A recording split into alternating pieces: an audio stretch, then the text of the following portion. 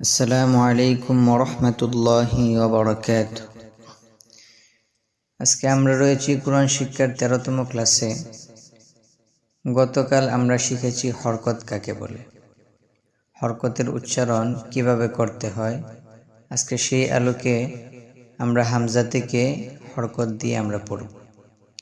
তাহলে আমরা শিখেছি হরকত এক জবর, এক জের, এক পেশকে হরকত বলে। হরকতের উচ্চারণ তাড়াতাড়ি পড়তে হয়। তাহলে আজকে আমরা হামজার সাথে জবর, জের, পেশ এই তিনটি হরকত দিয়ে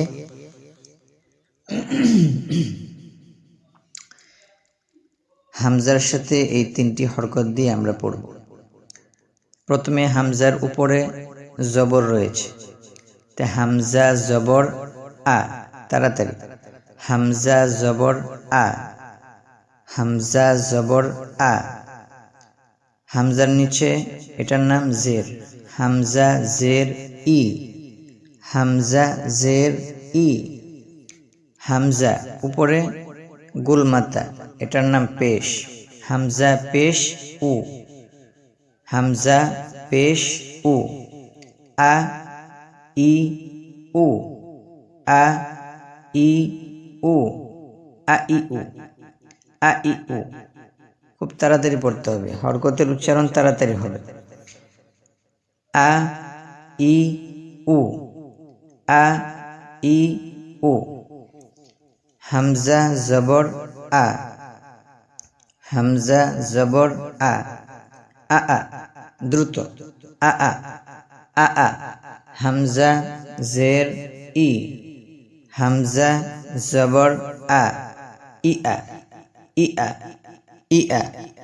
হামজা পেশ উ, হামজা জবর আ, উ আ, উ আ, উ আ।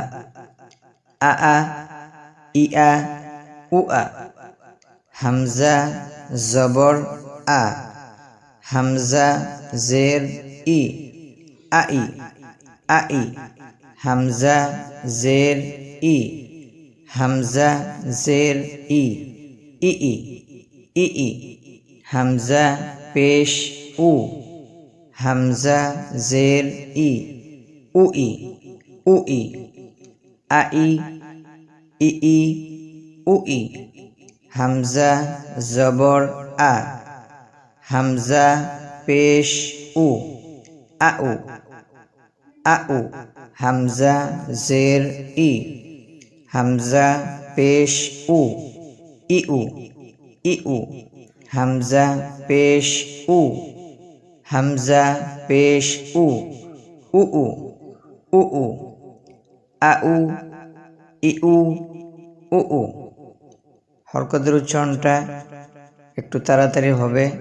প্রত্যেকটা হরফের সাথে হরকত দিয়ে আমরা বারবার পড়ব, তাহলে আমাদের পড়াটা খুব চালু হয়ে যাবে ইনশাআল্লাহ। 13তম ক্লাস এই পর্যন্তই। আসসালামু আলাইকুম ওরহমতুল্লাহি ওয়া বারাকাতুহু।